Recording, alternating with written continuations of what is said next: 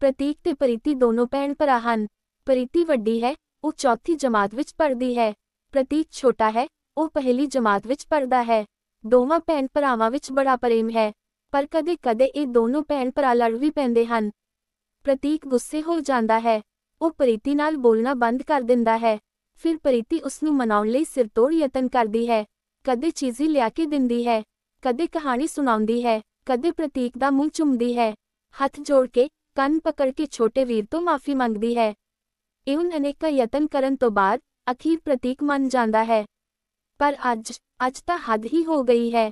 ਉਹ ਪ੍ਰਤੀਕ ਨੂੰ ਮਨਾ ਕੇ ਥੱਕ ਗਈ ਹੈ। ਉਹ ਮੰਨ ਹੀ ਨਹੀਂ ਰਿਹਾ ਹੈ। ਪ੍ਰਤੀਕ ਨੇ ਅੱਜ ਸਵੇਰ ਦਾ ਹੀ ਪ੍ਰੀਤੀ ਨਾਲ ਬੋਲਣਾ ਬੰਦ ਕੀਤਾ ਹੋਇਆ ਹੈ। ਲੜਾਈ ਵਾਲੀ ਗੱਲ ਵੀ ਬਹੁਤੀ ਵੱਡੀ ਨਹੀਂ ਹੈ, ਬਸ ਐਵੇਂ ਨਿੱਕੀ ਜਿਹੀ ਗੱਲ ਤੋਂ ਹੀ ਪ੍ਰਤੀਕ ਰੋਸਾ ਕਰੀ ਫਿਰਦਾ ਹੈ। ਹੋਇਆ ਇਉਂ ਕਿ ਪ੍ਰੀਤੀ ਅੱਜ ਸਵੇਰੇ ਆਪਣਾ ਹੋਮਵਰਕ ਕਰ ਰਹੀ ਸੀ। ਐਤਵਾਰ ਦਾ ਦਿਨ ਹੋਣ ਕਰਕੇ ਛੁੱਟੀ ਸੀ। ਪ੍ਰਤੀਕ ਵੀ ਕੋਲ ਹੀ ਬੈਠਾ ਸੀ। ਉਹ ਬੈਠਾ ਬਸਤੇ ਵਿੱਚੋਂ ਕੱਢ ਕੇ ਪ੍ਰੀਤੀ ਦੀਆਂ ਕਿਤਾਬਾਂ ਉਲਟ-ਪੁਲਟ ਰਿਹਾ ਸੀ। ਕਦੇ ਕੋ ਕਿਤਾਬ ਖੋਲ ਕੇ ਉਸ ਵਿਚਲੀਆਂ ਤਸਵੀਰਾਂ ਬਾਰੇ ਪ੍ਰੀਤੀ ਨੂੰ ਪੁੱਛਦਾ, ਕਦੇ ਜਿਓਮੈਟਰੀ ਬਕਸ ਖੋਲ ਕੇ ਉਸ ਵਿੱਚੋਂ ਬਲੇਡ ਕੱਢ ਕੇ ਪਿਨਸਲ ਛਿੱਲਣ ਲੱਗ ਪੈਂਦਾ। ਪ੍ਰੀਤੀ ਬਲੇਡ ਫੜ ਕੇ ਕਹਿੰਦੀ, ਨਾ ਵੀਰੇ, ਹੱਥ ਤੇ ਵੱਜੂ, ਤੇਰੀ ਨਿੱਕੀ ਜਿਹੀ ਉਂਗਲੀ ਵਿੱਚੋਂ ਖੂਨ ਨਿਕਲ ਆਊ। ਉਹ ਬਲੇਡ ਛੱਡ ਕੇ ਕਿਸੇ ਕਾਪੀ ਨੂੰ ਛੇੜਨ ਲੱਗ ਪੈਂਦਾ ਸੀ। ਇਉਂ ਉਹ ਬੈਠਾ ਕੋਈ ਨਾ ਕੋਈ ਚੀਜ਼ ਛੇੜੀ ਹੀ ਜਾ ਰਿਹਾ ਸੀ। ਇਸੇ ਦਰਮਿਆਨ ਉਹਨਾਂ ਦੀ ਮੰਮੀ ਆਈ। ਉਹ 2 ਗਿਲਾਸਾਂ ਵਿੱਚ ਦੁੱਧ ਭਰ ਕੇ ਉਹਨਾਂ ਨੂੰ ਪੀਣ ਲਈ ਦੇ ਗਈ।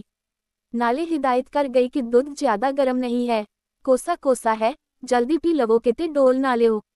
ਪ੍ਰੀਤੀ ਤਾਂ ਦੁੱਧ ਪੀ ਕੇ ਆਪਣੇ ਕੰਮ ਫਿਰ ਲੱਗ ਗਈ, ਪਰ ਪ੍ਰਤੀਕ, ਉਹ ਇਲਤੀ ਇੱਕ ਹੱਥ ਵਿੱਚ ਦੁੱਧ ਦਾ ਗਿਲਾਸ ਫੜੀ ਪ੍ਰੀਤੀ ਦੇ ਬਸਤੇ ਵਿਚਲੀਆਂ ਕਿਤਾਬਾਂ ਨਾਲ ਇਲਤਾਨ ਕਰੀ ਹੀ ਜਾ ਰਿਹਾ ਸੀ। ਅਚਾਨਕ ਉਸਦੇ ਹੱਥੋਂ ਗਿਲਾਸ ਛੁੱਟ ਗਿਆ, ਦੁੱਧ ਡੁੱਲ ਗਿਆ। ਦੁੱਧ ਦੇ ਛਿੱਟੇ ਕਿਤਾਬਾਂ ਅਤੇ ਕਾਪੀਆਂ ਉੱਤੇ, ਬਸਤੇ ਅਤੇ ਫਰਸ਼ ਉੱਤੇ ਪੈ ਗਏ। ਇੱਥੋਂ ਤੱਕ ਕਿ ਜਿਸ ਕਾਪੀ ਉੱਤੇ ਤੇ ਪ੍ਰੀਤੀ ਲਿਖ ਰਿਹਾ ਸੀ, ਉਸ ਉੱਤੇ ਵੀ ਦੁੱਧ ਦੇ ਛਿੱਟੇ ਪਹੁੰਚ ਗਏ ਸਨ। ਪ੍ਰੀਤੀ ਨੂੰ ਗੁੱਸਾ ਆ ਗਿਆ। ਉਸਨੇ ਪ੍ਰਤੀਕ ਨੂੰ ਡਾਂਟਦਿਆਂ ਇੱਕ ਹਲਕੀ ਜਿਹੀ ਚਪੇੜ ਪ੍ਰਤੀਕ ਦੀ ਗੱਲ ਤੇ ਲਗਾ ਦਿੱਤੀ। ਨਾਲੇ ਮੰਮੀ ਕੋਲ ਉਸਦੀ ਸ਼ਿਕਾਇਤ ਵੀ ਲਗਾ ਆਈ। ਪ੍ਰਤੀਕ ਰੋਂਦਾ ਉੱਠ ਕੇ ਅੰਦਰ ਚਲਿਆ ਗਿਆ। ਉਹ ਮੁੜ ਕੇ ਨਹੀਂ ਪ੍ਰੀਤੀ ਨਾਲ ਬੋਲਿਆ। ਸਾਰਾ ਦਿਨ ਬੀਤ ਗਿਆ। ਸ਼ਾਮ ਦਾ ਹਨੇਰਾ ਗੂੜਾ ਹੋ ਗਿਆ। ਘਰਾਂ ਵਿੱਚ, ਗਲੀਆਂ ਵਿੱਚ ਬੱਤੀਆਂ ਜਗ ਪਈਆਂ, ਪਰ ਪ੍ਰਤੀਕ ਦਾ ਗੁੱਸਾ ਅਜੇ ਠੰਡਾ ਨਹੀਂ ਹੋਇਆ ਸੀ। ਉਸਦੇ ਤੇਵਰ ਜਿਉਂਦੇ ਤਿਉਂ ਸਨ। ਉਸਦੀ ਮੰਮੀ ਨੇ ਵੀ ਉਸਨੂੰ ਪ੍ਰੀਤੀ ਨਾਲ ਬੋਲ ਪੈਣ ਲਈ ਕਿੰਨੀ ਵਾਰ ਕਿਹਾ ਸੀ, ਪਰ ਉਸਦਾ ਰੋਸਾ ਉਵੇਂ ਹੀ ਬਰਕਰਾਰ ਸੀ। ਮਾਂ ਦੇ ਬੋਲਾਂ ਦਾ ਉਸਤੇ ਕੋਈ ਅਸਰ ਨਹੀਂ ਹੋਇਆ ਸੀ।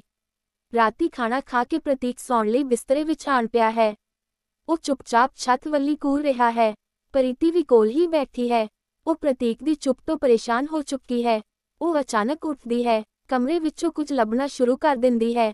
ਉਹ ਚੁੱਕ ਕੇ ਮੰਜੇ ਥੱਲੇ ਵੇਖਦੀ ਹੈ, ਚੱਪਲਾਂ ਜੁੱਤੀਆਂ ਚੁੱਕ ਵੇਖਦੀ ਹੈ, ਫਿਰ ਸਿਰਹਾਣਾ ਚੁੱਕ ਕੇ ਵੇਖਦੀ ਹੈ, ਮੇਜ਼ ਤੇ ਵਿਛਿਆ ਕੱਪੜਾ ਝਾੜਦੀ ਹੈ, ਪਰ ਛੱਤੀ ਤੇ ਪਏ ਗਿਲਾਸਾਂ ਹੇਠਾਂ ਵੀ ਨਿਗਾਹ ਮਾਰਦੀ ਹੈ, ਕੰਧ ਤੇ ਲਟਕਦੇ ਕੈਲੰਡਰਾਂ ਨੂੰ ਵੀ ਚੁੱਕ ਕੇ ਵੇਖਦੀ ਹੈ। ਕਮਰੇ ਵਿੱਚ ਸਭ ਥਾਂ ਕੁਝ ਲੱਭਦੀ ਹੈ। ਪ੍ਰਤੀਕ ਉਸ ਨੂੰ ਇਉਂ ਕਰਦਿਆਂ ਵੇਖ ਕੇ ਉੱਠ ਕੇ ਬੈਠ ਜਾਂਦਾ ਹੈ। ਪ੍ਰੀਤੀ ਵੱਲ ਵੇਖੀ ਜਾਂਦਾ ਹੈ। ਫਿਰ ਡਾਢਾ ਹੈਰਾਨ ਹੋਇਆ ਉਹ ਪ੍ਰੀਤੀ ਨੂੰ ਪੁੱਛ ਹੀ ਲੈਂਦਾ ਹੈ, ਦੀਦੀ, ਤੇਰਾ ਕੀ ਖੋ ਗਿਆ ਹੈ? ਉਹ ਪ੍ਰਤੀਕ ਦੇ ਸਿਰਹਾਣੇ ਨੂੰ ਚੁੱਕ ਕੇ ਵੇਖਦਿਆਂ ਕਹਿੰਦੀ ਹੈ, ਮੇਰੇ ਨਿੱਕੇ ਜਿਹੇ, ਪਿਆਰੇ ਜਿਹੇ ਵੀਰੇ ਦੀ ਆਵਾਜ਼ ਗੁੰਮ ਗਈ ਹੈ, ਉਹ ਆਵਾਜ਼ ਲੱਭ ਰਹੀ ਹਾਂ। ਆਵਾਜ਼ ਕਹਿੰਦਿਆਂ ਪ੍ਰਤੀਕ ਖਿੜਖਿੜਾ ਕੇ ਹੱਸ ਪੈਂਦਾ ਹੈ। ਪ੍ਰੀਤੀ ਵੀ ਹੱਸ ਕੇ ਪ੍ਰਤੀਕ ਨੂੰ ਗਲ ਨਾਲ ਲਗਾ ਲੈਂਦੀ ਹੈ। ਦੋਨੋਂ ਫਿਰ ਤੋਂ ਆਮ ਵਾਂਗ ਹੋ ਗਏ ਹਨ। ਪ੍ਰਤੀਕ ਦੇ ਦਿਮਾਗ ਵਿੱਚੋਂ ਰੋਸਾ ਉੱਡ ਗਿਆ ਹੈ। ਪ੍ਰੀਤੀ ਕਹਾਣੀ ਕਹਿ ਰਹੀ ਹੈ। ਪ੍ਰਤੀਕ ਹੁੰਗਾਰਾ ਭਰ ਰਿਹਾ ਹੈ। ਕਮਰੇ ਵਿੱਚ ਮੰਮੀ ਆਉਂਦੀ ਹੈ। ਦੋਵਾਂ ਨੂੰ ਖੁਸ਼ ਵੇਖ ਕੇ ਆਪ ਮੁਹਾਰੀ ਮੁਸਕਰਾ ਪੈਂਦੀ ਹੈ।